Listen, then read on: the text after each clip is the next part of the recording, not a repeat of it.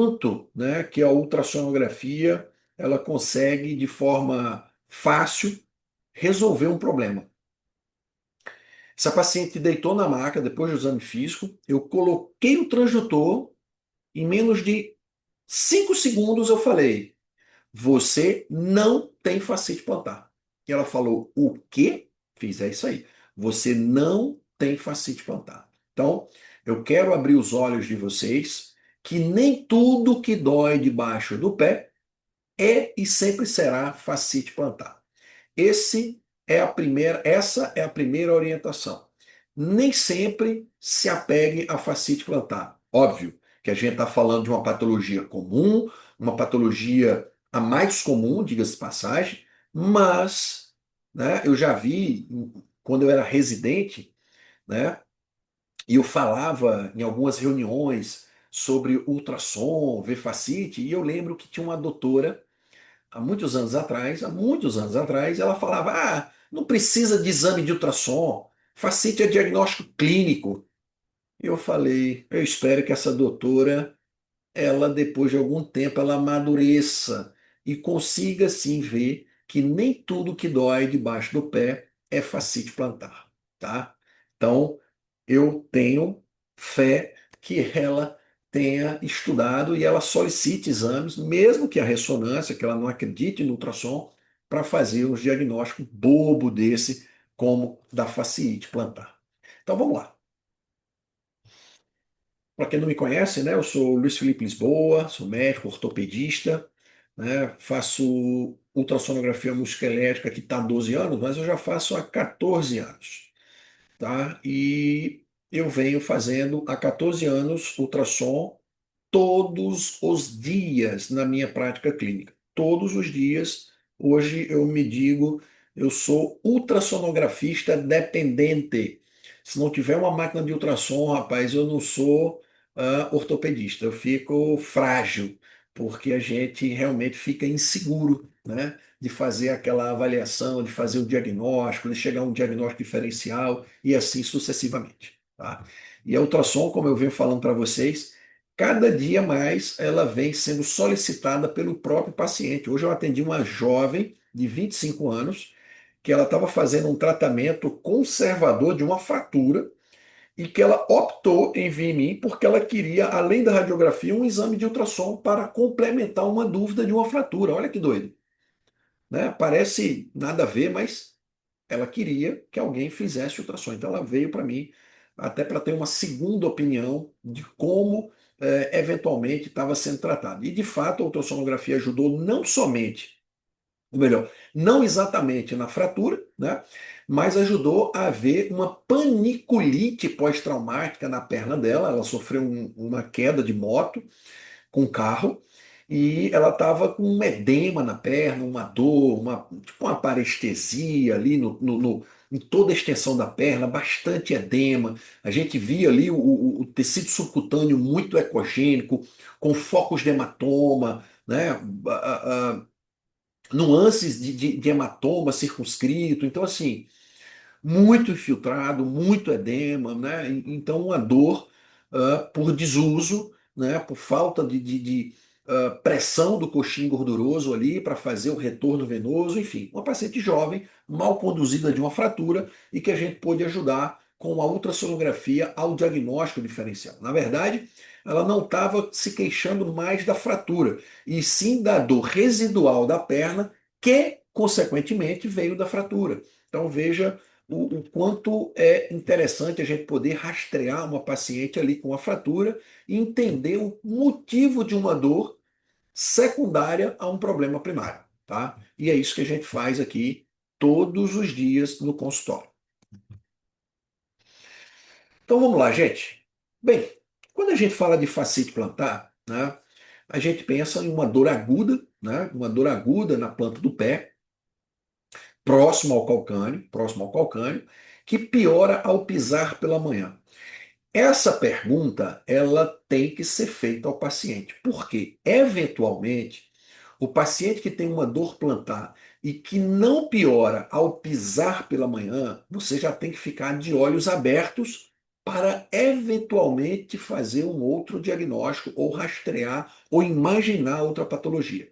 Então, essa piora pela manhã, que vai melhorando ao longo do dia, que depois, quando para, levanta, piora, isso tem características de uma fascite plantar, tá bom? E vai melhorando ao longo do dia. É o padrão da fascite plantar. Ela vai melhorando ao longo do dia. Porque, na verdade, quando a gente dorme, né, o pé entra em repouso e essa fáscia que está em repouso, quando distendida pela manhã, a fáscia que está inflamada, ela estica. E nesse esticar, nessa tração, é onde o paciente sente mais dor. E a sensação do paciente é o seguinte: é como se tivesse um prego enfiando debaixo do calcânio, tá? Então, essa é a queixa inicial do paciente. Quando o paciente senta por muito tempo, levanta e pisa, também sente dor. Então, durante o dia vai melhorando, sentou, parou, ficou muito tempo em pé, levantou, pisou, começa a doer. Isso é mais ou menos um raciocínio de investigação de fascite plantar. Qualquer coisa diferente disso, a gente tem que abrir os olhos para uma outra patologia. Bem, a avaliação da fascite plantar é muito simples, né? A gente vai botar o nosso paciente deitado, vai pedir para o paciente fazer uma flexão dorsal, né, forçando ali o pé, e a gente vai colocar o transdutor nessa região, ó, tá? Do meio para a medial, do meio para a medial. E a gente vai ver essa fáscia. Essa fáscia, ela tem como padrão de medida 0,40 centímetros, tá? Então, se você tem 0,40 ou menos, você tem uma fáscia normal. Mas antes da gente medir, o que que a gente poderia visibilizar nessa fáscia? Ecotextura. A ecotextura da fáscia, ela é assim, ó, homogênea. É uma ecotextura homogênea, né? Uma textura sem nenhum tipo de edema, sem espessamento. Ela tem um padrão linear que, ao chegar na região do calcânio, ela faz a sua inserção, que na verdade não é inserção, aqui é a origem, né? Ela sai aqui da origem para a região distal do pé, né? Nesse padrão ecogênico. Então, um padrão, ao olhar, você já entende que não tem nenhuma alteração da face. Jóia. Quando a gente vai para uma fáscia patológica, aí sim a gente já começa a ver, ó, um distúrbio, né? Uma alteração de ecogenicidade, um padrão, né? Heterogêneo, hipoecogênico, e nesse caso aqui, ó, 0,57. Então, a gente, nesse caso aqui, a gente tem uma fascite plantar, 0,57. E se você perceber, a gente também tem, ó, um pouquinho de edema no coxim gorduroso, tá? Às vezes por sobrecarga, né? Às vezes por muita sobrecarga a gente pode ter esse infiltradozinho no coxim gorduroso. Veja só, essa paciente, ela já tem essa fascite há algum tempo, é uma paciente minha antiga, que já veio tratando outras coisas, e ela optou em fazer o tratamento pelo plano. E aí tudo bem. Foi no médico, o médico lá fez lá, passou anti-inflamatório, como de costume, né? Anti-inflamatório, passou a fisioterapia e nada. Esse mesmo médico ofereceu então terapia por onda de choque. E não sei por cargas d'água, a terapia de onda de choque, segundo ela, não melhorou. E que piorou, e que ela sentia muita dor na onda de choque, e que não melhorou a dor. E ela seguia com dor, até ela falar: não, vou no Felipe para tentar resolver. Então ela voltou em mim, eu até falei para ela: isso é castigo. Foi me trocar, isso é castigo. Ela começou a rir. Então, nós, de fato, colhemos a história clínica, fizemos o exame e chegamos ao diagnóstico de fascite. Até aqui, muito tranquilo. Então, ó, durante a avaliação, né, de rastreamento, além do padrão diferenciado, do espessamento, a gente vê o que também tem, ó, um esporão, né? Esporão esse que não é o causador da dor, mas para os pacientes, para as pessoas leigas, né, a gente tem que afirmar, ó, tem um esporão, mas veja bem, o esporão não é a causa da sua dor. O esporão é um pedacinho de osso que está ali, que se forma ao passar do tempo por várias microfraturas de tração e o corpo vai, né, colocando um pouquinho de osso. A cada vez que essa fáscia ela traciona, você faz umas micro-rupturas ósseas e o corpo vai jogando o osso, os osteoblastos vão compensando essas perdas por tração e vai se formando essa êntese do calcânio da face. Então, uma entesopatia, tá bom? E aqui, ó, a nossa face é de padrão normal, e quando ela chega próxima à origem, ó, a gente já vê um espessamento, uma mudança do padrão, uma mudança clássica da textura.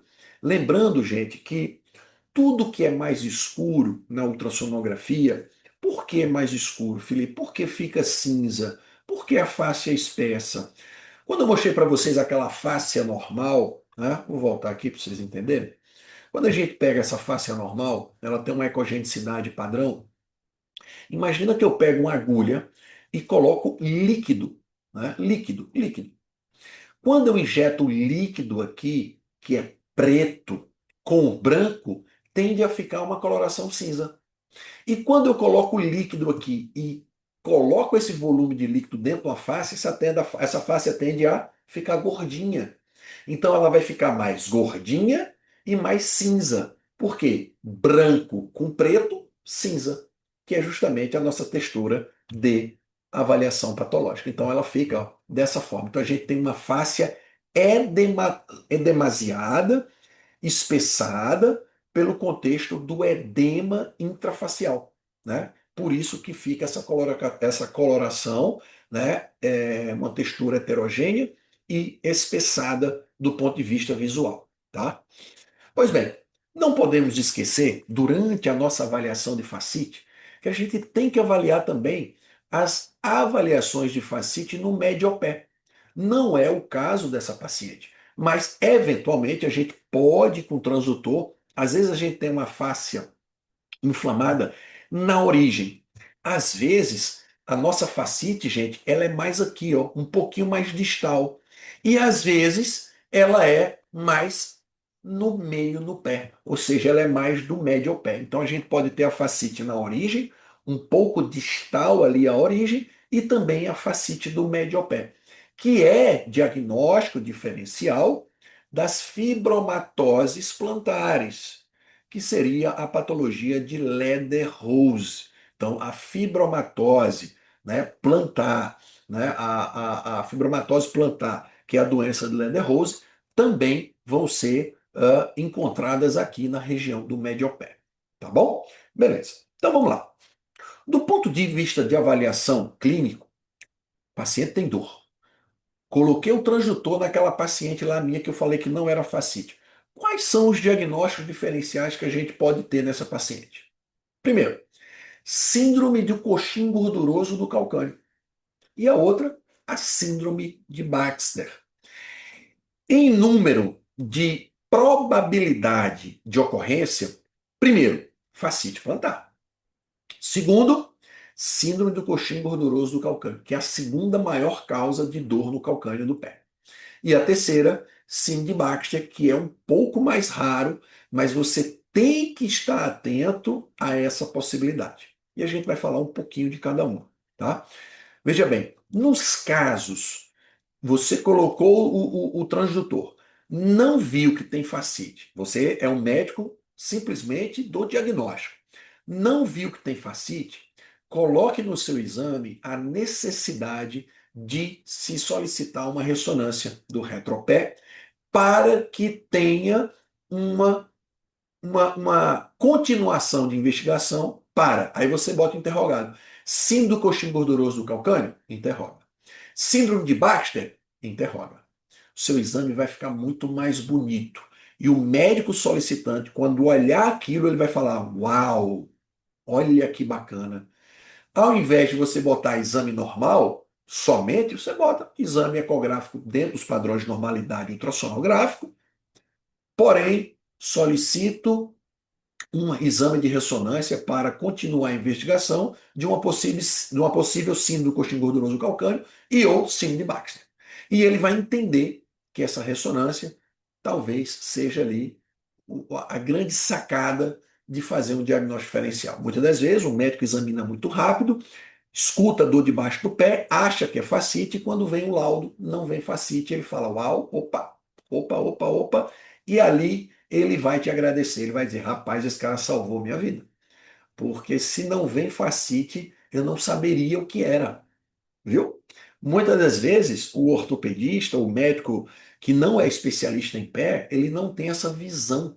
E ele acha que tudo é facite. E quando não vem o diagnóstico na ressonância, rapaz, ele fala: e agora, Jesus? Né? Porque existe muito médico do diagnóstico. O médico pede o ressonância, não sabe o que é, pede ressonância. Quando não vem nada, esse médico fica desesperado. Porque para ele, se não é facite, o que é? E quando você faz essa solicitação de ultrassom e você coloca isso no laudo, coloca ali uma observação, esse médico vai dizer, rapaz, gostei desse médico aqui, muito bacana. Vou pedir só para ele, porque esse cara vai me salvar também outras vezes. Tá? E aí você já conquistou mais um cliente solicitante para os seus exames. Eu tenho certeza que isso aconteceu comigo. Tá bom? Então vamos lá.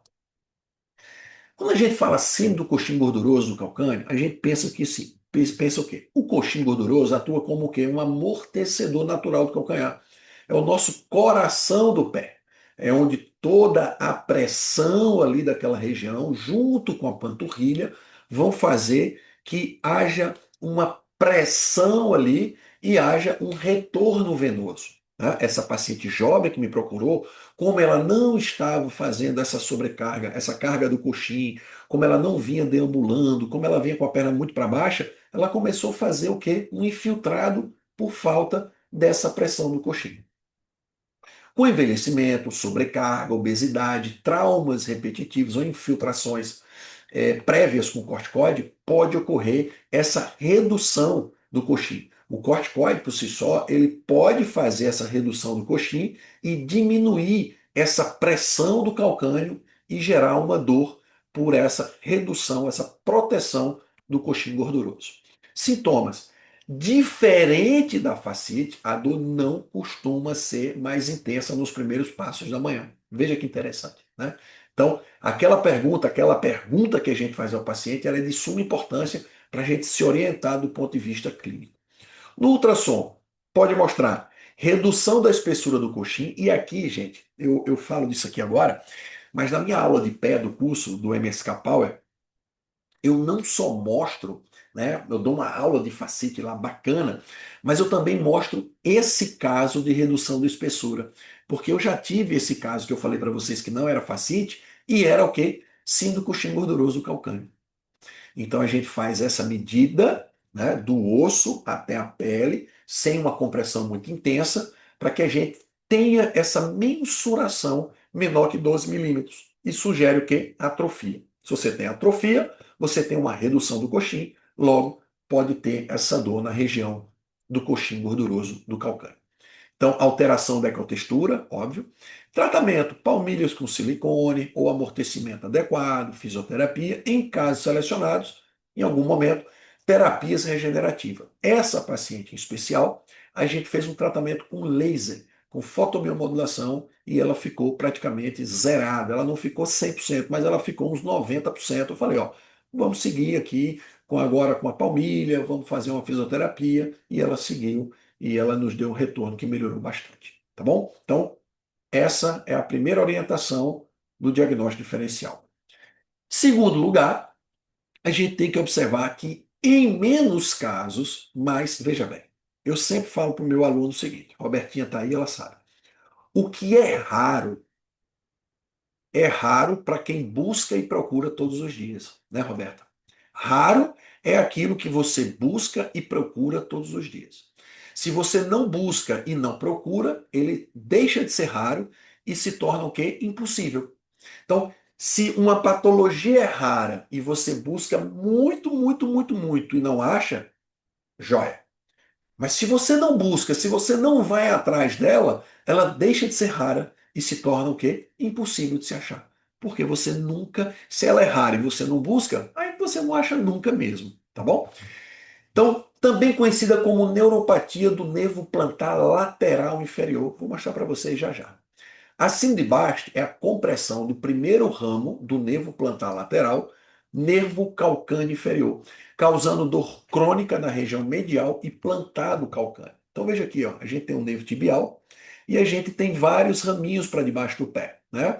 Plantar medial, plantar lateral e aqui o nervo que é justamente o plantar lateral inferior. Então esse plantar lateral inferior é o famoso nervo de Baxter, que quando está comprimido, ele faz assim de Baxter, tá? Então, ó, é a compressão do primeiro ramo do nervo plantar lateral, nervo calcâneo inferior, causando dor crônica na região medial e plantar do calcâneo.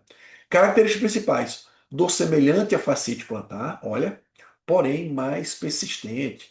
Pode piorar ao longo do dia, ao contrário da fascite, que melhora. Sensação de queimação ou dor neuropática, diferente da fascite. Pode haver fraqueza do abdutor do quinto dedo. Por quê? Porque esse nervo, ele vai lá para a região do abdutor do quinto dedo. E aqui nós temos uma aponeurose, e essa aponeurose, quando comprime esse nervo, gera essa característica dolorosa, tá?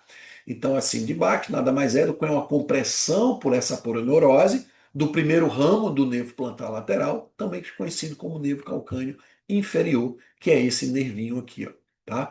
É um diagnóstico muito difícil pela ultrassonografia. Eu não tenho nenhum caso, tá?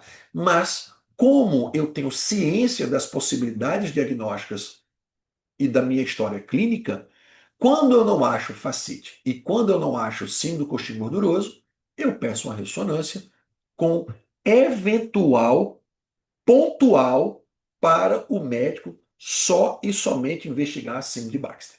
Porque eu não acredito que tenha outra coisa para ser avaliada nessa região, tá? Então, é isso que a gente faz. A gente pode vir avaliar o nervo tibial, chega aqui, a gente vai ver essa bifurcação, mas esse nervinho aqui, ó, geralmente ele é muito fininho, tá? Eu nunca tive a chance de ver nada, porque geralmente a patologia está muito aqui embaixo e é bem complexo de se ver, tá? Eu nunca tive a oportunidade de fazer um diagnóstico, mas eu busco todos os dias, quando, obviamente, eu tenho a perspectiva de crer que é uma síndrome de Baxter. Porque quando é fascite, eu já paro ali e vou tratar a fascite plantar. Então, ó, diagnóstico clínico mais ultrassonografia, espessamento neural ou atrofia muscular associada. Eventualmente, eu prefiro a ressonância, porque a ressonância, na verdade, ela vê um edema na região da aponeurose. Na verdade, é um diagnóstico de exclusão. Ele não vê exatamente a compressão do nervo, ele vê ali um edema no abdutor, na fáscia, na aponeurose, sabe? Então, isso faz o diagnóstico diferencial da ressonância. É muito melhor a gente documentar com a ressonância, porque realmente não é tão fácil como a gente acha.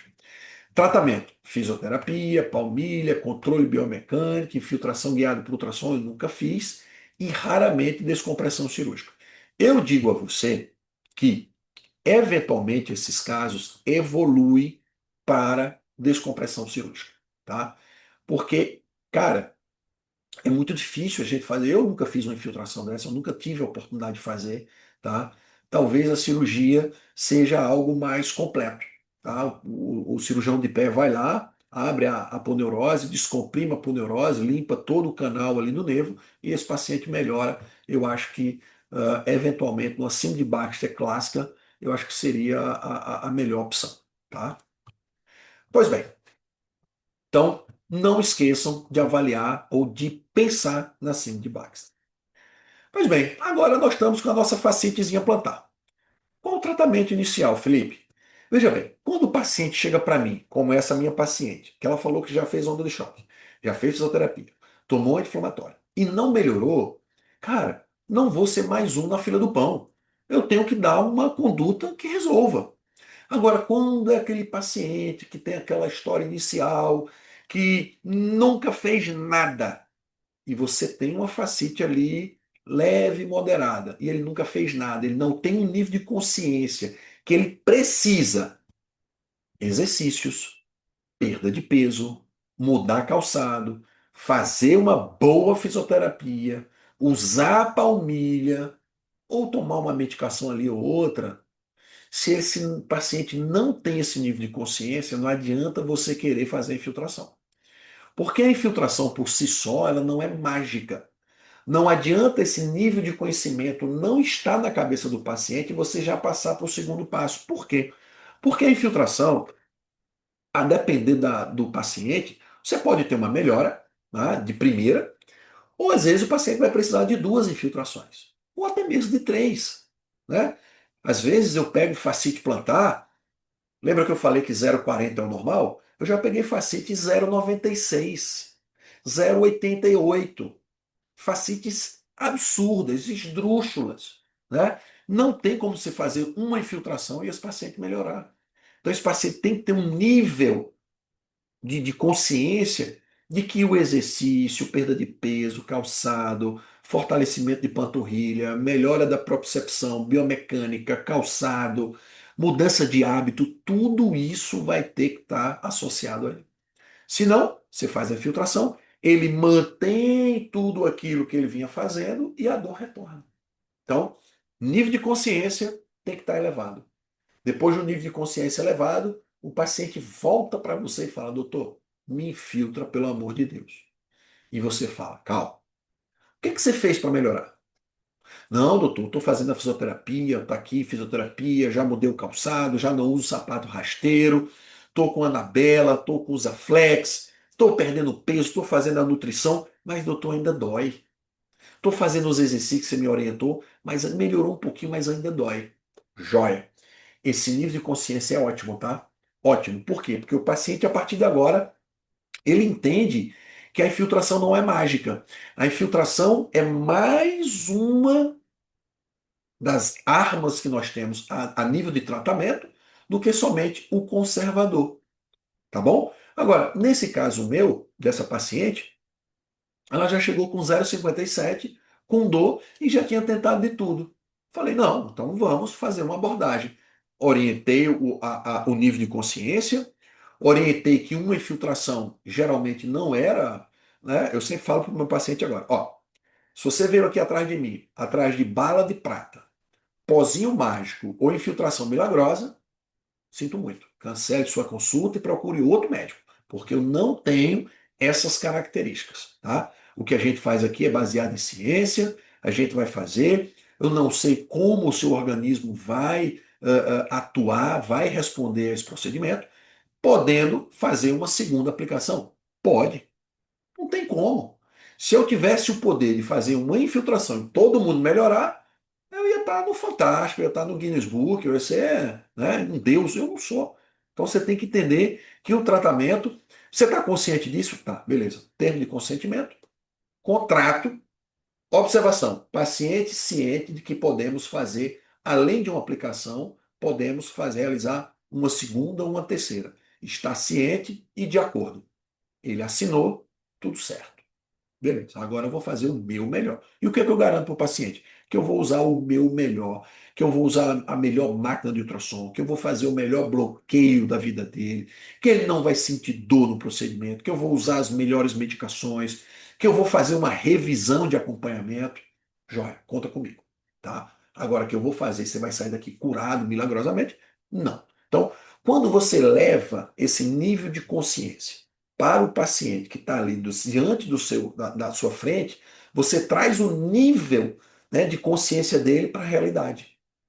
Quando você joga o nível de consciência dele na realidade da vida normal, da vida do dia a dia, aí você fica mais tranquilo para fazer o tratamento. Essa é uma dica primorosa, né? Eu vejo colegas fazendo infiltrações, paciente não volta, não tem revisão, o paciente achou que aquela infiltração ia ser milagrosa, o que acontece? Você queima o método, porque o paciente falou, doutor, já fiz infiltração, não adianta de nada. É isso que eu escuto. E aí, como que eu vou falar para esse paciente que a minha infiltração vai resolver? Entendeu? Então, a gente tem que saber o que que esse paciente já soube, como foi a orientação, o que que foi dito para esse paciente. Tudo isso entra dentro de um escopo meu para que o paciente tenha nível de consciência. É assim que eu faço, é assim que eu abordo. Por mais que o paciente, doutor, vai precisar fazer uma segunda? Vai. Lembra que eu te falei? Ah, lembro. Lembra que você assinou? Pois é. Não tem como fazer uma e curou. Eventualmente acontece? Acontece. É sempre? Não. Na medicina não existe sempre nem nunca.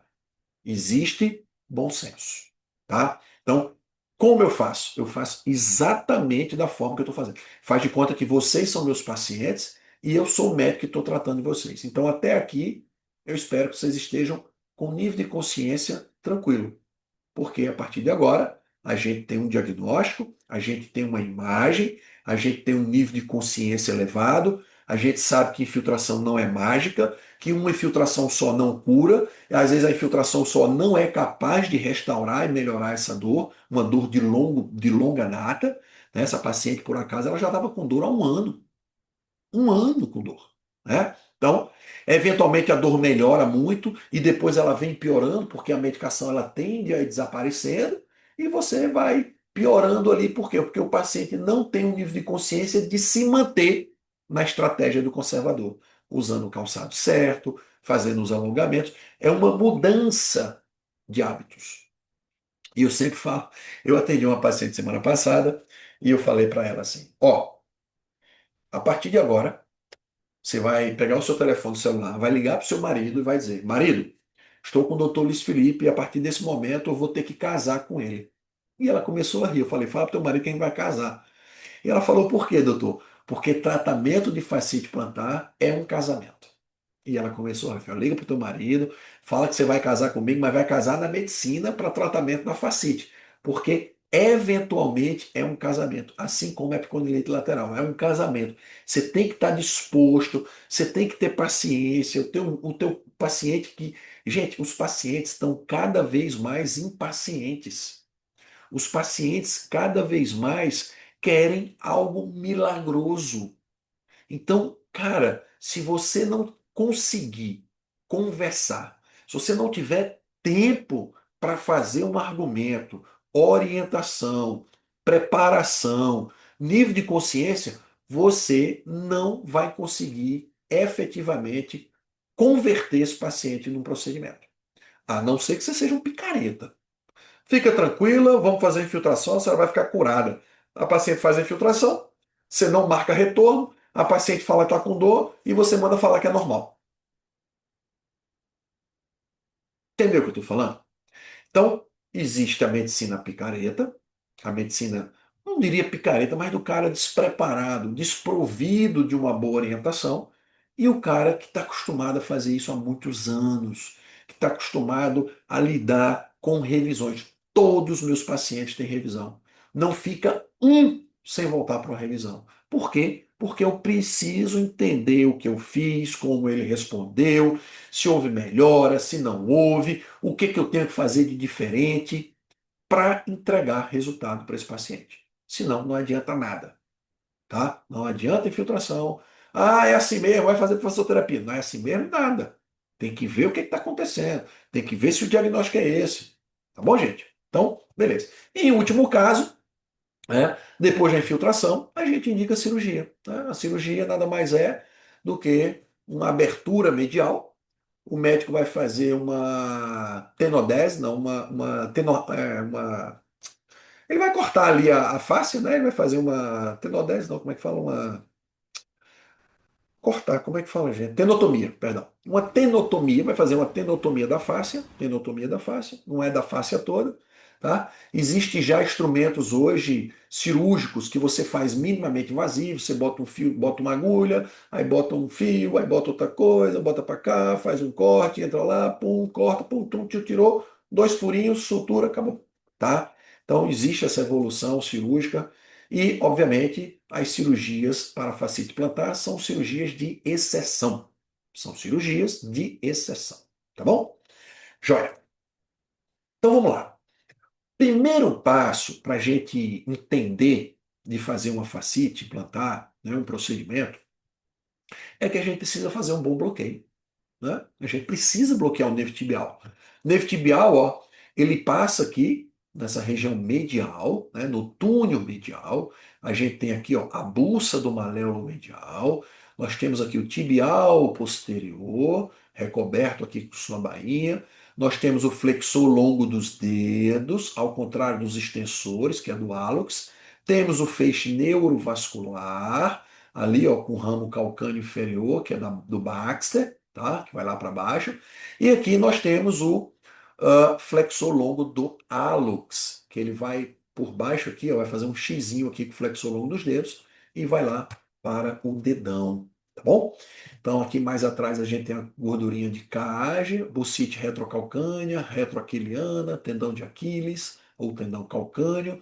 Aqui nós temos o retináculo, né, do túnel medial. Então veja bem, como é que a gente vai abordar isso aqui? Quando a gente bota o transdutor nessa região, é isso que a gente vai ver, ó, tibial, flexor longo dos dedos, flexor longo do hálux, e aqui, ó, o nervo, né, achatadinho, ó, normal, bonitinho, olha os fascículos dele, nervo tibial, e aqui o feixe vascular, né? Como eu estou um pouquinho comprimido, eu não estou vendo as veias, apenas a artéria. Então, é isso que a gente vê num estudo da ultrassonografia dessa região. Pois bem, ei, o que a gente pode fazer para esse nosso paciente? Nós podemos fazer corticoide? Sim, podemos. Podemos fazer proloterapia, que é a glicose hipertônica? Sim, podemos. Podemos fazer ortobiológicos, o PRP, o ProPRF, o IPRF? Sim, podemos. Mas veja só, se você não tiver a melhor escolha para o seu paciente e o seu paciente não tiver o nível de consciência que tem que ter para o tipo de tratamento que você for oferecer, vai ser um insucesso o seu tratamento. Primeiro que o paciente não vai entender porque ele tem dor, não vai entender porque você tem que fazer muitas infiltrações, não vai entender porque ele não melhorou tanto como ele gostaria, e cada vez menos ou melhor, cada vez mais eu venho percebendo que a primeira abordagem para um paciente com muita dor na face, a melhor terapia é o corticoide. Meus amigos, eu tenho casos de corticoide, proloterapia e ortobiológico para escrever um livro. Já fiz todas há mais de 4 anos que eu venho fazendo exaustivamente os três. E eu tenho resultados muito, digamos, similares, dependendo do ponto de vista de indicação. Então é muito feeling. Essa minha paciente, que eu vou mostrar para vocês, eu fiz corticoide, porque ela estava com muita dor, já tinha feito onda de choque, e falei, cara, eu vou no bom e velho corticoide. Então eu botei o corticoide, né, botei o próprio, a betametasona, botei um pouquinho de ácido hialurônico para fazer um esquerfozinho ali, para fazer um volume maior, né, e e a gente fez o procedimento. Mas eu podia ter feito a proloterapia? Podia. Felipe, você tem bons resultados com os três? Ótimos resultados com os três. E cada vez mais eu vejo resultados bons a depender do paciente. Eu sempre falo o seguinte: o PRP não é para todo mundo. O PRP ele escolhe quem ele vai fazer. Geralmente pacientes mais jovens, pacientes menos inflamados, pacientes com peso controlado, pacientes melhores sistematicamente. Então, pacientes mais inflamados, pacientes com sobrepeso maior, vai no velho corticoide. Não tenta fazer ortobiológico, tá? Então, é essa a minha percepção do meu ponto de vista do meu dia a dia. Tá? Essa paciente eu preferi fazer corticoide. Então vamos lá, a gente faz como bloqueio, gente. Naquela imagem que eu mostrei para vocês, a gente vai colocar o transdutor aqui, ó. E o nervo vai estar nessa topografia. Lembrando que o nervo tibial, ele dá esse ramo plantar lateral e medial, e esses dois nervos aqui, ó, eles vão ser bloqueados, ou seja, nós vamos ter uma analgesia, além desse tendão, desse nervo aqui, ó, do inferior calcâneo, a gente faz um bloqueio lá em cima mesmo, né? Não faz muito distal, porque se você fizer muito distal na bifurcação, você vai ficar sem anestesia aqui, ó. Então você tem que pegar o nervo tibial mais alto, não vai inventar de pegar aqui muito para baixo, não.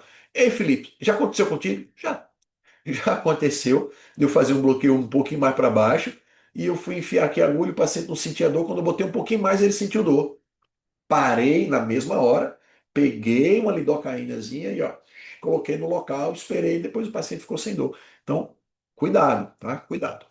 Então, Transitou nessa topografia, a agulhinha vai entrar de posterior para anterior, podendo ser de anterior para posterior também. E eu costumo fazer o bloqueio assim, ó, eu boto o paciente, boto essa almofadinha azul, boto o paciente nessa posição, ó, deixo relaxadinho e às vezes eu peço para ele fazer uma flexão dorsal, a depender de como seja a anatomia dele. Boto o transitor aqui, ó, e vou com minha agulhinha de posterior para anterior. E como isso acontece na prática, Felipe? Assim, ó, a gente vai colocando a agulha por cima, aqui os vasinhos aqui, ó, artéria, a gente bota por cima, depois bota por baixo e vai fazendo essa manobra aqui, ó, para que o nervo ele fique totalmente imerso ao anestésico. Felipe, já aconteceu de você fazer uma anestesia e não pegar? Já aconteceu. Às vezes a gente não pega a região epineural, a gente pega muito pouquinho de partes moles e você não consegue o bloqueio. Eu já fiz uma vez, o paciente não tinha melhorado da dor, eu falei, cara, o que que eu errei? Fui olhar, aí eu botei mais volume, fui na agulha bem na região do epineuro, botei um pouquinho de lidocaína, aí você vê realmente que abre aquela região, que ele faz todo o envolto anestésico, e aí você tem certeza absoluta agora que o paciente realmente pegou anestesia. Então a gente faz esse bloqueio, tá? É assim que eu faço. O paciente, quando é a perna direita aqui, eu estou olhando. Minha ergonomia está ótima, porque eu estou muito confortável. Minha mão esquerda segurando, minha mão direita vindo de posterior para anterior. Eu estou vendo a todo momento aqui a agulha, né? Tudo estéreo, tudo bacana. Eu geralmente usava a solução de 5 ml. Hoje eu uso 10. Não vou negar. Ah, Felipe, guiado por ultrassom, uso. Uso 10 porque não tem erro, não tem erro. Não adianta você querer, às vezes, botar menos no nervo grande, no nervo tibial, no nervo grosso, né? E quanto mais ali eu colocar, mais tempo eu fico, o paciente fica mais anestesiado. Hoje eu uso lidocaína, uso ropivacaína, porque esse paciente, depois que sai da minha clínica, esse paciente só vai voltar a sentir o pé no outro dia. Se ele faz de tarde, ele só vai no outro dia, meio-dia, 1 hora, que ele vai sentir o pé dele. E geralmente esses pacientes me relatam, doutor, senti uma fisgadinha, mais nada. Falei, ô, maravilha. Ou seja, o pós é muito bom. Quando você bota lidocaína pura, depois de 2, 3 horinhas o paciente volta a sentir dor. Então eu jogo a roupa ivacaína como para dar mais tempo de anestésia para esse paciente, para ele melhorar, para o corticoide já começar a agir, para tudo começar a melhorar e quando o anestésico passar já ter nuances de medicações ali agindo na dor dele. Tá? Eu explico muito bem isso nos meus cursos, a gente tem vários casos explicando, né, o passo a passo, todos os detalhes, imagens, tudo muito detalhado lá no MSK Power, quem é meu aluno, a Roberta sabe, né, eu sou muito detalhista, gosto de fazer as coisas bem minuciosas, passo a passo. E quanto tempo a gente espera, Felipe? Geralmente eu espero de 30 a 40 minutos. 40 minutos no máximo, tá? 30 minutos o pé do paciente já vai começando a anestesiar no início. O paciente refere o seguinte: doutor, meu pé está pesado demais, parece uma âncora. É isso que você quer. É essa verbalização.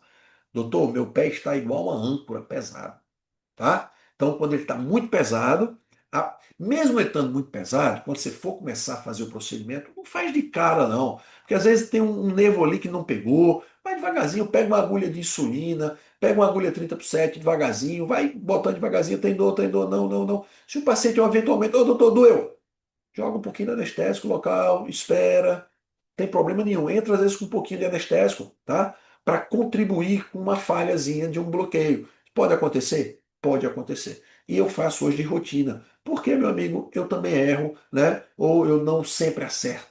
Então, eu boto como protocolo para o bem do meu paciente, tá bom? Então, e ele consegue andar, porém com cuidado, porque ele vai andar meio que, né, desequilibrado, vai andar ali com aquele peso. Então, nível de consciência elevado, encostando, segurando, para ele também não sair andando de qualquer jeito, porque ele não vai conseguir. Tá? Ele não vai conseguir. Então a gente depois do bloqueio, a gente espera, o paciente eventualmente sai da minha sala, vai lá para a recepção, vai tomar um cafezinho, vai conversar com a secretária e eu vou tocando a minha clínica fazendo outras coisas. Depois de 30, 40 minutos ali, eu consigo reverter ali um atendimento, boto o paciente para dentro, faço a asepsia do calcânio, Pega uma anestesia, 3 ml ali, ó, vou devagarzinho, tô sem dor, joia. Ah, um pouquinho de dor, joga um pouquinho de docaína, pum, pum, esperou um pouquinho e ali, então você começa a fazer o tratamento, tá? Sempre que você for fazer esse bloqueio, gente, você sempre eleva mais a mão, porque é sempre interessante você vir com a agulha primeiro aqui por baixo, ó. Quando você joga por cima e joga volume, esse nervo tende a baixar e fica mais difícil, porque você vai ter que elevar muito a mão. Então, já eleva a mão um pouquinho, coloca aqui. Quando você coloca aqui, esse nervo tende a subir pela essa hidrodissecção. Depois você recua, abaixa a mão e bota aqui por cima para fazer toda essa hidrodissecção do nervo. Aqui mais um bloqueio, ó. Aqui, ó, como é que eu faço? Eu venho aqui primeiro por baixo, jogo o meu volume de líquido, ó, bastante, sem pena. Tem pena mais não.